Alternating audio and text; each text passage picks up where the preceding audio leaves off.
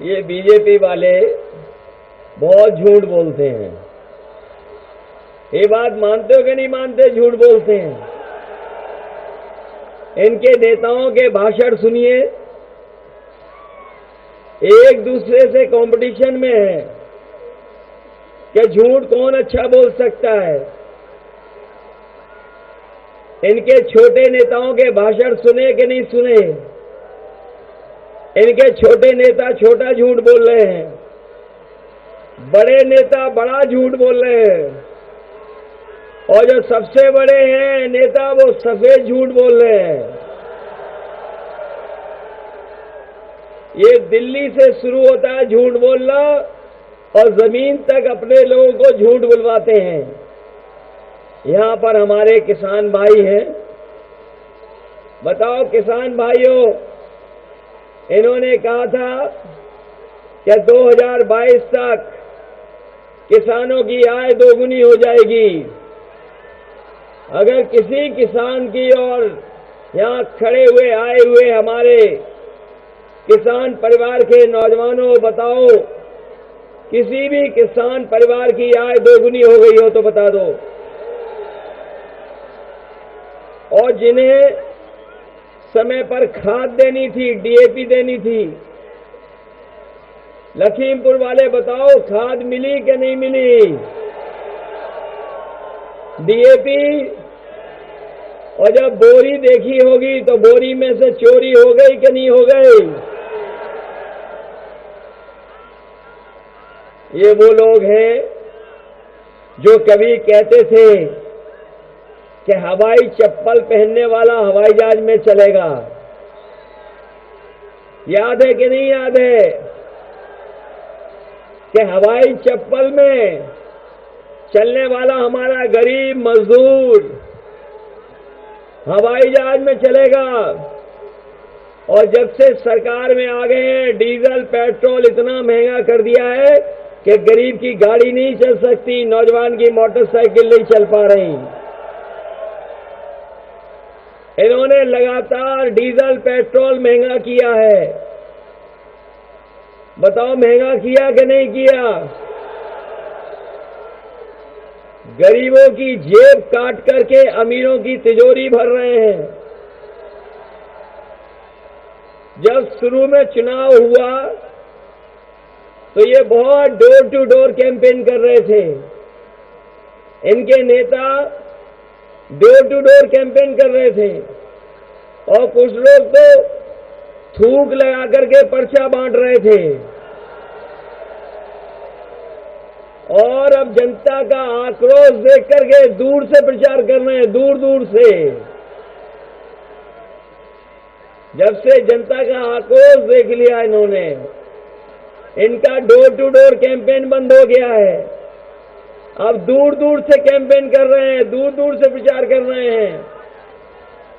और ये जब घरों में गए तो इन्हें लाल वाला सिलेंडर दिखा दिया गया कि बताओ सिलेंडर पहले कितना महंगा था और आज कितना महंगा हो गया है।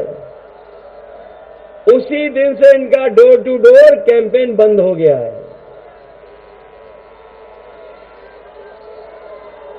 इसलिए साथियों, लखीमपुर के लोग बहुत लड़े हैं, और लखीमपुर के लोग इस बार मुझे लगता है मन बना चुके हैं।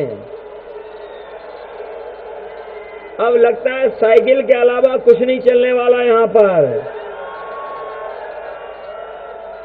बताओ बीजेपी को साफ करोगे कि नहीं करोगे? हमारे मंच पर तेजिंदर बिर्ग भी हैं, और उनके बहुत सारे सहयोगी साथी भी आए होंगे। ऐसे एक घटना शायद ही देश में कहीं हुई हो, और दुनिया का इतिहास उठा करके देख लें, कहीं भी अन्नदाता के साथ ऐसा व्यवहार नहीं हुआ होगा। बताओ कहीं भी मंत्री पुत्र ने जीप से किसानों को कुचला है क्या? ये लखीमपुर में घटना तेजिंदर बिर्ग है। जो उस आंदोलन में थे, उनके कई साथी यहां आए होंगे, वो आंदोलन में थे। इनका शांतिपूर्ण ढंग से आंदोलन चल रहा था। लेकिन जिस तरह की घटना हुई है कि जहां पर जीत से किसानों को कुचल दिया गया हो, किसानों की जान चली गई, ये आजाद भारत में जलियांवाला बाग को याद दिला रही है घटना। इस बार किसान इन्हें माफ करने वाला नहीं है। इस बार किसान इन्हें माफ नहीं करेगा। बताओ किसान भाइयों, माफ तो नहीं करोगे? और जो इन्होंने पाप किया है, इसकी सजा भी जनता ही देगी। जमानत मिल गई है। ये लोग जो जमानत ले लिए हैं, जमानत मिल गई जिन्हें, लेकिन अभी जनता की अदालत में इन्हें जमानत नहीं मिली है। और ये जब वोट पड़ेगा जनता का, किसानों का, नौजवानों का, तो न केवल लखीमपुर बल्कि आने वाला चुनाव जो और चरणों का है, सब जगह भारतीय जनता पार्टी की जमानत जब्त होने वाली है। बताओ लखीमपुर के किसान भाइयों, जमानत जब्त कराओगे कि नहीं कराओगे? कोई सोच सकता था कि ऐसी घटना हो जाएगी? याद रखें भारतीय जनता पार्टी के लोग, ये जमानत इसलिए जल्दी जल्दी करवा रहे हैं क्योंकि इन्हें भी पता लग गया है कि सरकार बदलने वाली है, और सरकार बनेगी तो पैरवी भी ढंग से होगी। और पैरवी के साथ साथ जिन लोगों ने ऐसे अपराधियों को पालन पोषण किया है, उन्हें भी सजा दिलाने का काम समाजवादी सरकार में होगा।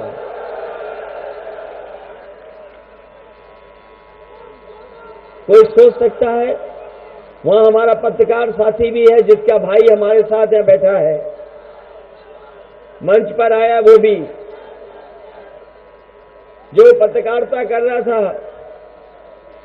घटना पर पहुंचा तो बताओ उसकी भी जान चली गई। अगर जान जाने का और इतनी बड़ी घटना का कोई दोषी है तो वही मंत्री पुत्र हैं जिनकी वजह से इतने लोगों की जान गई। अगर कोई दोषी है तो वो भारतीय जनता पार्टी की सरकार दोषी है। न केवल यहां पर किसानों की इस तरह जान ली गई, ये तो तेजिंदर बिग जिंदा बच गए। कोई नहीं सोचता था कि इनकी जान बच जाएगी। जिस समय समाजवादी पार्टी के लोग इनके पास पहुंचे, इनके सहयोगी साथी पहुंचे, कोई पहचान भी नहीं सकता था। अगर सही इलाज नहीं होता, इन्हें बाहर इलाज ना होता, तो शायद ये हमारे बीच जिंदा नहीं बैठे होते। और यही नहीं, जाने ली, कितनी जाने ली बीजेपी की सरकार ने। कौन भूल जाएगा कि इतना बड़ा आंदोलन चला दिल्ली में, हमारे किसान वहां बैठे रहे धरने पर, न जाने क्या क्या सरकार ने किया आंदोलन को रोकने के लिए। बोर्ड लगा दिए गए, कीलें लगा दी गई, कोई आ नहीं सकता था, बैरिकेडिंग थी। जो कुछ सरकार कर सकती थी जगह जगह रोक करके। अगर कोई डीजल भरवाने जाता था ट्रैक्टरों में तो डीजल नहीं मिलता था। अगर वो चिन्हित कर लेते थे तो मुकदमे लग जाते थे। घरों पर दबिश करने पुलिस जाती थी। लेकिन हम अपने किसानों को बधाई देंगे, इन बहादुर किसानों ने उस आंदोलन को पीछे नहीं हटे आंदोलन में, और अंततः सरकार को पीछे हटना पड़ा। वो काले कानून वापस सरकार को लेने पड़ गए। और याद रखना, बीजेपी वाले ऐसे हैं, कोई भी कानून कभी भी ला सकते हैं। ये कानून इसलिए भी वापस लिए हैं कि जहां किसान और हमारे पूरे देश के किसान पीछे नहीं हटते, वही उन्हें पता था कि उत्तर प्रदेश और पंजाब में चुनाव आ गया तो कहीं पंजाब की तरह उत्तर प्रदेश में भी सीटें खाली न हो जाएं, कुर्सियां खाली न रह जाएं। वोट को देखते भी लिए हैं तीनों कानून वापस। इसलिए हम बधाई देना चाहते हैं अपने किसान भाइयों को।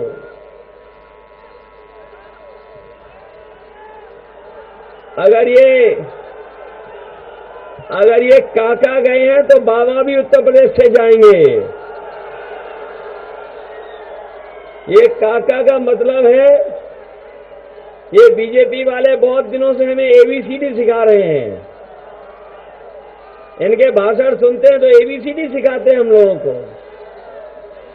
अगर काका गए हैं तो बाबा भी जाएंगे।